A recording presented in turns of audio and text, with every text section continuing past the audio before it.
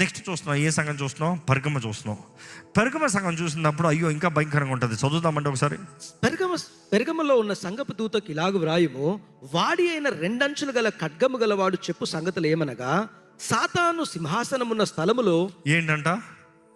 సాతాను సింహాసనం ఉన్న స్థలం అంట. ఏంటిది సాతాను సింహాసనం ఉన్న స్థలము? పెర్గముకి సంఘానికి రాస్తూ అక్కడ రోమన్ ఎంపరర్ పెర్గంలో ఉండేవాడు. By all means everybody had to worship him, the major deity. ఇంకా రోమన్ ఎంపరర్ మాత్రం కాదు, మన హాలీవుడ్లో చూస్తే స్టార్స్ స్ట్రీట్ అని ఒకటి ఉంటుంది. ఎప్పుడన్నా చూసారా? ఎవరైనా చూసారా? చూసిన వాళ్ళు ఉన్నారా? ఈరోజు కావాల్సిన చూసారా? అందరు నక్షత్రాలు స్టార్స్ ప్లాట్ఫామ్ మీద ఉంటాయి. చూసారు ఎప్పుడన్నా? అంటే ఆ స్ట్రీట్లో నడిస్తే పెద్ద పెద్ద యాక్టర్ల దగ్గర నుండి, సెలబ్రిటీల దగ్గర నుండి అందరు ముద్రలతో నక్షత్రాలు ఉంటాయి ఆ వీధుల్లో. అందరూ వెళ్ళి అక్కడ కూర్చుని ఫోటోలు తీసుకుంటారు, సెల్ఫీలు తీసుకుంటారు. అంటే ఆ స్ట్రీట్ అంత ఫేమస్ అనమాట. ఇక్కడ రోమ్లో కూడా ఈ పెర్గమం ఎలాగంటే, అందరు ఎంపరర్స్కి విగ్రహాలు ఉంటాయి, అందరు ఎంపరర్స్కి టెంపుల్స్ ఉంటాయి, అందరు ఎంపరర్స్కి ఒక ఐడెంటిటీ ఉన్న ప్లేస్. అండ్ వీటన్నిటికి మించి సాతాను సింహాసనం ఉన్న స్థలం అని చెప్తున్నాడు యేసు ప్రభు. అంటే ఎవరిది తెలుసా? జైస్ టెంపుల్ ఉంది అక్కడ. జైస్ గాడ్ రోమన్ మిథాలజీ ప్రకారం is the light and lightning god, sun god. ఆయన చూస్తే ఉరుములు మెరుపులు, థండర్ అండ్ లైటింగ్ గాడ్, ఉరుములు మెరుపులు. ఏ పని జరగాలన్నా జైస్ దగ్గరికి వెళ్తే అయిపోతుంది అనేవారు వారి మిథాలజీ ప్రకారం. ఏ పని అవ్వాలన్నా జైస్ దగ్గరికి వెళ్ళిపోతే పని అయిపోయినట్టే. ఆయన ఏదైనా చేయగలుగుతాడు, ఆయన సింహాసనం ఉంది. సో ఈరోజు జైస్ టెంపుల్ అక్కడ ఉన్నప్పుడు చూస్తే, ఎక్కడికైనా have the Zeus temple please. ఆ జైస్ టెంపుల్ చూస్తే it is made as the throne, ఒక సింహాసనం లాగా ఉంటుంది. ఇది సైడ్ వేస్లో చూస్తున్నారు, ఇట్లా సింహాసనం లాగా ఉంది. స్ట్రైట్ పిక్చర్, మళ్ళీ ఇట్లా వచ్చారా, సింహాసనం లాగా ఉంటుంది. కానీ ఇక్కడ చూస్తే ఎన్నో మెట్లు, ఎన్నో గదులు, కావాల్సిన పూజలు, కావాల్సినంత బలులు, ఎంతో గంభీరంగా కనబడుతుంది. అది ఎంతో పెద్దది. సాతాను సింహాసనం ఉన్న స్థలంలో నీ ఉన్నావు అనేది యేసు ప్రభు చెప్తున్నాడు. ఇంకేం చెప్తున్నాడు చూడండి అక్కడ. మరియు సాతాను కాపురమున్న స్థలములలో నాయందు విశ్వాసివై ఉండి. సాతాను కాపురమున్న ఈ స్థలంలో, కాపురం అన్నాడంట. విజిటేషన్ వేరు, కాపురం వేరు. కాపురం అంటే ఏంటి? సాతాను ఇల్లు, అది వాడి డ్వెల్లింగ్ ప్లేస్. ఆ స్థలములో చదవండి, నాయందు విశ్వాసివై ఉండి నన్ను గూర్చి సాక్షి అయిన అంతిపయు అనువాడు మీ మధ్య చంపబడిన దినములలో నీవు నా నామమును గట్టిగా చేపట్టి, నాయందలి విశ్వాసమును విసర్జింపలేదని నేను ఎరుగుదును. వారిలో ఉన్న మంచిని చెప్తున్నాడు. ఇంకా ఈ స్థలం గురించి చెప్పాలంటే, ఇక్కడ జైస్ టెంపుల్ ఉంది, ఇంకా డోర్నియస్ టెంపుల్ ఉంది. డోర్నియస్ టెంపుల్ అనేటప్పుడు ఇక్కడ దేనికి అన్నదప్పుడు the god of wine and rivalry, పగకి ప్లెజర్కి ఆ దేవుణ్ణి అక్కడ విగ్రహం ఉంటుంది. Please put what I'm saying, okay? అదే సమయంలో అక్కడ ఆ వైన్ గాడ్ అండ్ రైవల్రీకి ఏంటి స్పెషల్ అంటే, ఇంకా అక్కడ కావాల్సినంత పార్టీస్ జరుగుతాయి. త్రాగుడు, open orgies, open sex, open pleasure, everything open. అడిగేది ఎవ్వడు లేడు, ఎవ్రీథింగ్ ఇస్ లీగల్ అక్కడ. అలాంటి స్థితిలో, ఆ పరిస్థితుల్లో అక్కడ ఉంది. అక్కడ విచ్చలవిడి జీవితాలను జీవించేవారు. అదే సమయంలో వారు ఎంతగా అంటే త్రాగి అక్కడే కొట్లాడుకుని అక్కడే చంపుకుంటారంట. వాడు పక్కన చంపుతున్నా కూడా ఇంకోటి వెళ్ళడంట. అలా ఉండేది rivalry and pleasure God. So that was the thing. Next, అక్కడ నీకు మంచి విత్తనాలు కలగాలి, దీవులు ఉండాలంటే అనేక మంది గాడెస్ ఆఫ్ డిమిట్రీ దగ్గరికి వచ్చేవారంట.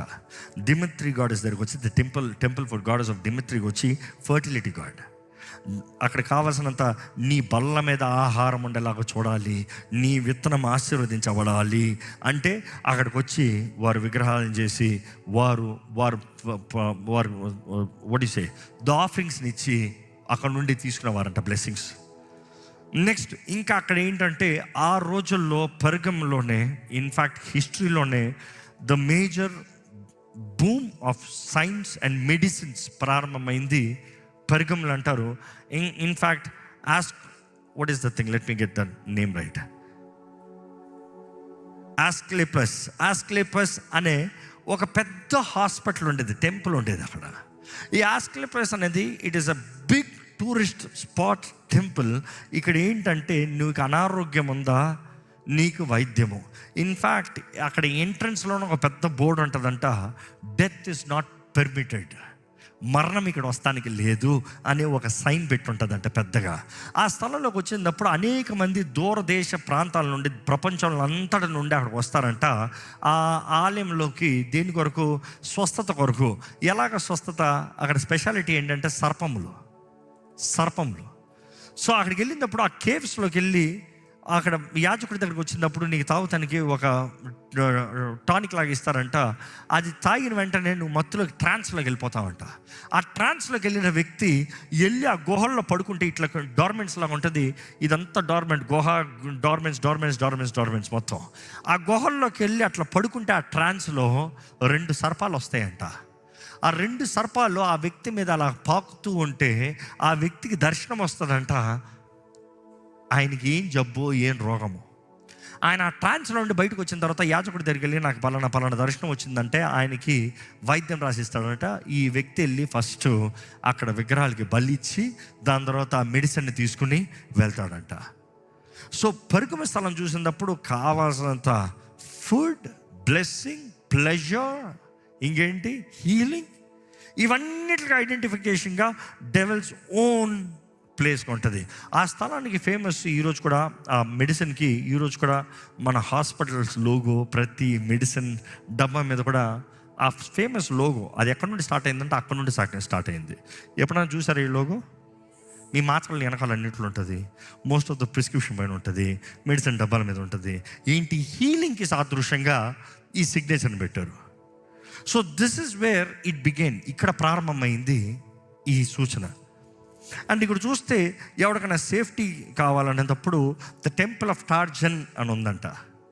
ఆ ఎవరికైనా క్షేమం కావాలంటే టెంపుల్ ఆఫ్ టార్జన్ దగ్గరికి వెళ్ళి అక్కడ ఎంపరర్ కల్ట్, ఇదిగో ఈ ఎంపరర్ దేవుడు, ఈయన నేను పూజిస్తాను, నాకు క్షేమం కలుగుతుంది, ఆ రీతిగా బ్రతికేవారు. ఈ స్థలంలో పెర్గము ఉండేది క్రీస్తుని అంగీకరించిన వారికి భయంకరమైన కఠినమైన శిక్ష అక్కడ ఉండేది. అండ్ ఇన్ఫ్యాక్ట్ ఇక్కడ ఎంపరర్ అధికారం ఎంత అంటే ఎంపరర్ ఖడ్గముకి పేరు. చాలాసార్లు మీరు చదివినప్పుడు ఆయన నోట్లో నుండి 2 అంచెల ఖడ్గము అన్నదప్పుడు, ఎందుకు కత్తులు వస్తున్నాయి అన్నదప్పుడు వారికి అర్థమయ్యేలాగా రాస్తానికి దేవుడు ఆ మాటను వాడాడు. ఎందుకనేది ఇప్పుడు అర్థమవుతుంది మీకు. ఎందుకంటే the sword of emperor is the power, ultimate power. అక్కడ అంటే ఒకడు బ్రతకాలా చావాలా నిర్ణయించేది ఎంపరర్. ఎందుకంటే ఎంపరర్ ఉండే స్థలం. ఆ ఎంపరర్ ఖడ్గం ఎట్లా అంటే, వాడు బ్రతకాలంటే ఎంపరర్ ముందు వచ్చి ఆ వ్యక్తి ఎంపరర్ అడిగిన దానికి జవాబు చెప్పిన తర్వాత, లేకపోతే ఎంపరర్కి నచ్చిన దాని ప్రకారం కత్తిని ఇట్లా తెస్తాడంట. ఇట్లుంటే బ్రతుకు, ఇట్లుంటే చావు. సో ఎంపరర్ కత్తి నిర్ణయిస్తాడంట, బ్రతకాలా చావాలా అని. కానీ దేవుడు అంటాడు, ఎంపరర్ కదా నేను నిర్ణయించదు, నేను నిర్ణయిస్తాను. నా నోటి నుండి వస్తుంది 2 అంచుల ఖడ్గం. I will decide whether he will live or die. ఇక్కడ చెప్తున్నాడు లివ్, తర్వాత చూస్తాం దేవుడు శత్రువుతో డై. సో దేవుడు నిర్ణయిస్తాడు అనేది తెలియజేయబడుతుంది. సో ఇక్కడ చూసినప్పుడు కమింగ్ బ్యాక్, ఇక్కడ ఒక వ్యక్తి గురించి రాయబడింది. ఎవరి గురించి? అంతిపస్ గురించి. ఒకసారి చదువుతాం ఆ వ్యక్తి గురించి. దేవుడు ఏం చెప్తున్నాడు? నేను నీ మీద నా యందు విశ్వాసి అయ్యుండి నన్ను గురించి సాక్షి అయిన అంతిపయు అనేవాడు ఎవరంటే బిషప్ అండి. ఆ పెర్గము ప్రాంతానికి బిషపు, పాలికార్ప్స్ స్మర్నాకి బిషపు, అంతిపై ఇక్కడ పెర్గముకి బిషపు. ఆయన ఏమయ్యాడు? ఆయన ఏం చేశారు? చంపబడ్డాడు. ఎలా చంపబడ్డాడు తెలుసా? Listen to this. ఆది సంఘం ఎలాగ వారి జీవితాలని దేవుని గురించి సమర్పించారో మీరు తెలుసుకోవాలి. మీరు చేసేది ఏదో త్యాగం అనుకుంటున్నారేమో. See how they have sacrificed for Jesus Christ. ఆ జైస్ టెంపుల్ గురించి ఇందాక మాట్లాడుతూ వచ్చాం. ఆ సింహాసనం ముందు బలి ఉంటుందంట. అక్కడ బలిపీఠం చూస్తే అది ప్రత్యేకంగా they made out of bronze. ఆ బ్రాంజ్తో చేశారు ఒక దూడలాగా, బ్రాంజ్ షేప్లో దూడలాగా చేయబడింది. ఆ దూడ నోట్లో ఒక బోర పెట్టబడింది, బయటికి కనబడదు, లోపల ఉంటుంది. ఆ పెద్ద దూడ నోట్లో ఆ బోర పెట్టబడుతుంది. వెనకాల నుండి ఈ మనుషుల్ని, లేకపోతే పొట్టలో నుండి ఈ మనిషిని ఎవరినైతే కట్టి పెట్టి లాట పడేస్తారంట. యాక్చువల్గా ఇట్లా వేయరు, దే పుట్ దెమ్ ఆపోజిట్, ఇట్లా ఫ్రంట్ సైడ్కి. అట్లా లోటుకి పెట్టేసిన వెంటనే ఇంకా బలి ఇస్తానికి కింద మంట అంటిస్తారంట. ఇదిగో బ్రాస్ స్టార్టింగ్ కింద నుంచి మంట అంటుకుంటుంది, స్లోగా మండుతో స్టార్ట్ అవుతుంది. మంట అధికమవుతుంది, మంట అధికమవుతుంది, మంట అధికమవుతుంది, మంట అధికమవుతుంది. లోపట ఉన్న వ్యక్తి స్లోగా మూలుగుతో స్టార్ట్ చేస్తాడంట. ఆ మూలుగుతున్న వ్యక్తి, ఆ మూలుగుడు ఎలా వెళ్తాడు అనుకుని చూడు, ఆ హార్న్ నుంచి అట్లా కంటిన్యూస్గా